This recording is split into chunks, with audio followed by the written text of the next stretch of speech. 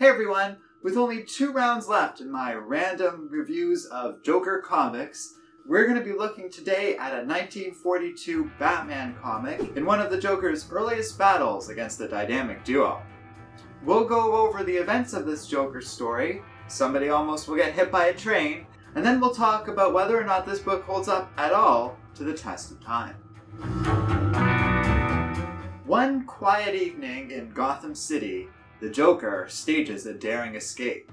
The fool should have never given the villain access to the prison's workshop, as it allowed him to create a snorkel disguised as a duck, facilitating the villain's escape. He even did so about 2 decades before James Bond did, which is pretty impressive, all things considered. The escape goes unnoticed, though news of a bank robbery quickly spreads throughout the city the next day, disturbing both Bruce Wayne and Dick Grayson as they enjoy a morning stroll. During this, they pass by a movie theater, which is actually showing a Batman and Robin newsreel. Amused, the two decide to go see it for themselves. The short film depicts footage from 3 recent battles between the Joker against Batman and Robin. It ends with footage of their most recent encounter with the villain, where the Joker was sent to jail. When the movie ends, a man announces a special contest is being held today, and one lucky winner will receive $10,000, worth approximately $186,605 in today's currency. Upsettingly for Bruce, 2 criminals end up winning the prize, Trigger Tom and Nick Basie. As they collect their winnings, another man rushes up to the front of the stage and announces the Joker's escape. Bruce and Dick rush off to the Wayne Manor at this news, where they change into their Batman and Robin outfits. They return to the theater, suspicious of Tom and Nick winning the lottery prize, and are surprised to find the Joker there, accosting the theater owner.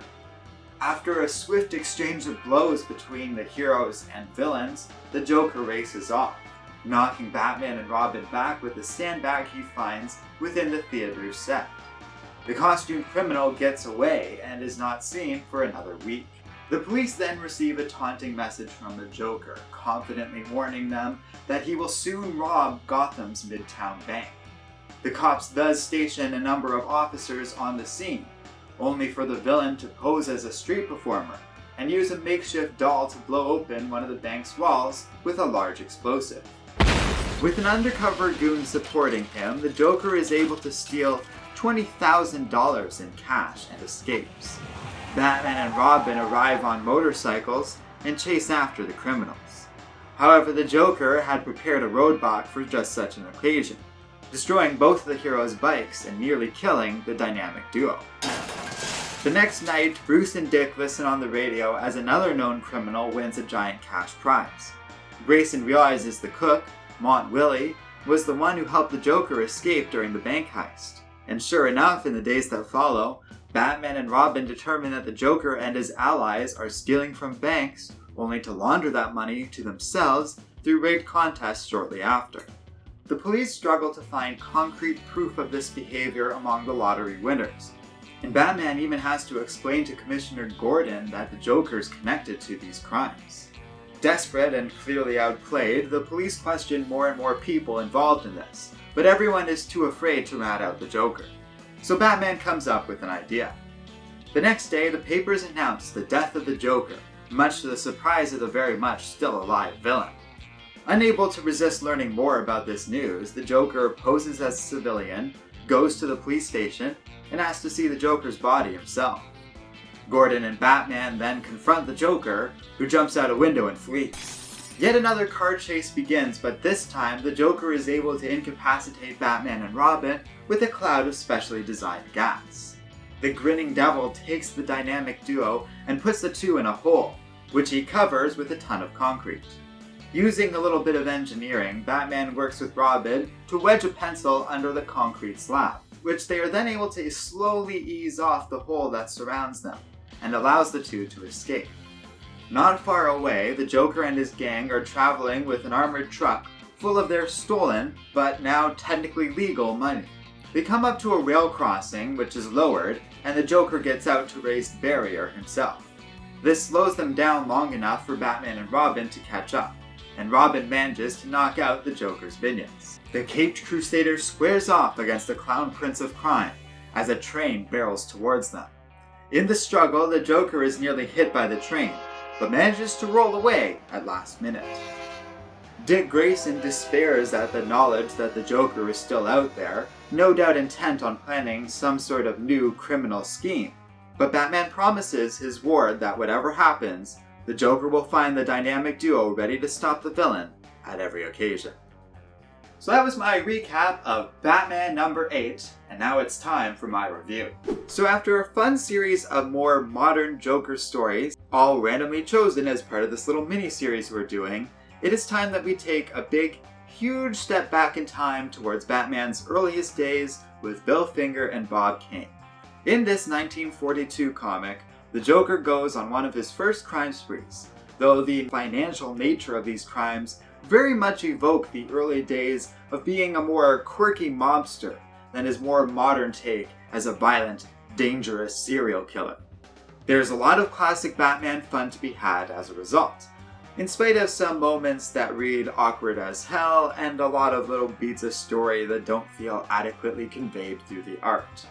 The whole money laundering scheme is pretty clever and a very simple plot for the Joker, but all largely works for me.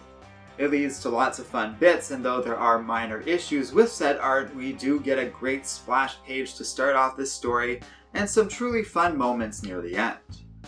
I like the way Batman and Robin get out of the hole they're trapped in too, and it's a fun little moment of solving a problem with a very real-world engineering solution.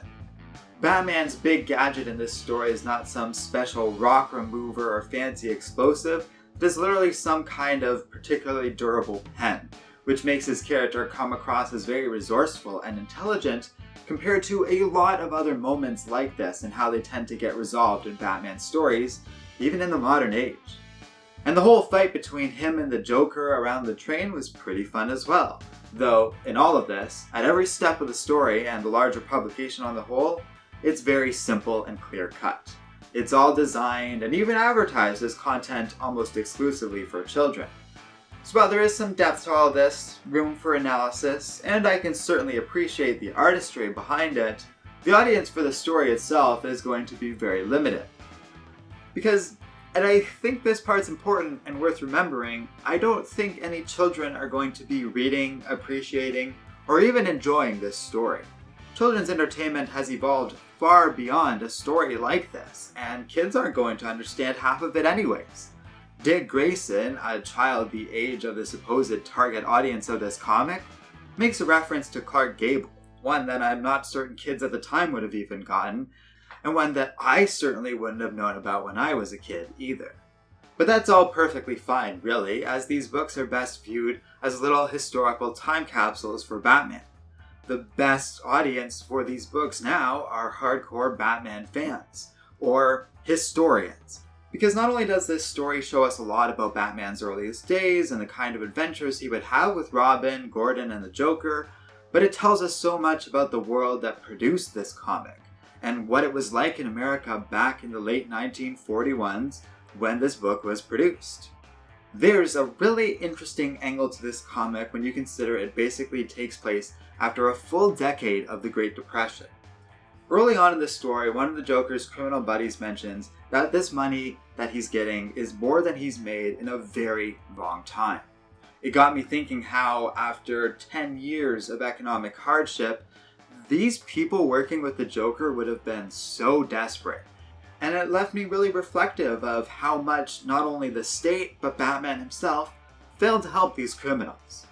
There's a lot one can read into stories of this era where Batman very much is just an incredibly wealthy individual preying on the poor and working in close association with the police, with the more modern philanthropy of Bruce Wayne hardly mentioned, if at all. It's not a great look on Batman, and really doesn't look good that the first thing Batman and Robin do, a poor, desperate criminal legally winning a lot of money, because to them, that is suspicious, that is unusual, and needs to be looked into because it's the sort of thing that doesn't happen in their world. It reminds me why recently it felt necessary for me to rank Batman, or at least this Golden Age Batman, a tier lower than his silver and modern age counterparts. Without the kindness and more nuanced nature of modern takes with Batman, he really is a bit of a problematic character. Now don't get me wrong, he's still Batman and still has a lot of positive attributes. He still shows tremendous concern for the Joker when he thinks the villain is about to be hit by a train. Bruce Wayne is very warm and nurturing towards Dick Grayson, far more so than he's ever depicted in the modern age. And Bruce is, at the bare minimum, far more competent than Gotham's police, who are hilariously idiotic in this story and barely familiar with the concept of money laundering. There's a lot of things that work about Batman's character more than it doesn't here, but he doesn't feel like the fully realized version of Batman most people would recognize today because of all these issues. Still, I think this is a very interesting slice of Batman history and was reprinted for Batman The Dark Knight Archives Volume 3 along with a bunch of other stories, which also features the first ever Batman Christmas special. So there's a lot of reasons to check this one out for yourself if you are curious. It's just important to take these books on with that historical lens, otherwise it's going to be a pretty boring read. If you aren't thinking about the stuff going on behind the scenes in these books, the political stuff going on here, I don't think you're going to enjoy yourself very much. For example, the scene where Batman and Robin go to the movies is profoundly interesting. It's a cute little character moment for the two, for one thing, but also a little bit of reflective of how, at the time, people would go to the movie theaters for newsreels like this. It also tells the audience a bit about the Joker. This, at the time, is still a new villain, so the comic rather cleverly uses older art from past Batman comics to let the readers know a little bit more about the Joker before the rest of the story continues. It's a great way to inform new readers of a character that, back in the 1940s, people very well might have never heard of before. But it also saved the artist a bit of time in producing this artwork in a way that doesn't feel at all lazy to me. They did it in a creative and innovative method, so I found it actually refreshing and an interesting part of the comic instead of just a simple flashback. It was a fun read and a solid example of an early Joker adventure. So thanks for watching this review, but we do have one more random Joker comic to take a look at before we move on to some other character, series, or team. But don't worry, it is one mighty review on the way. So stay tuned for that and be sure to subscribe for our channel so you can catch our next random Joker review, a little crossover adventure called The Joker Last Laugh.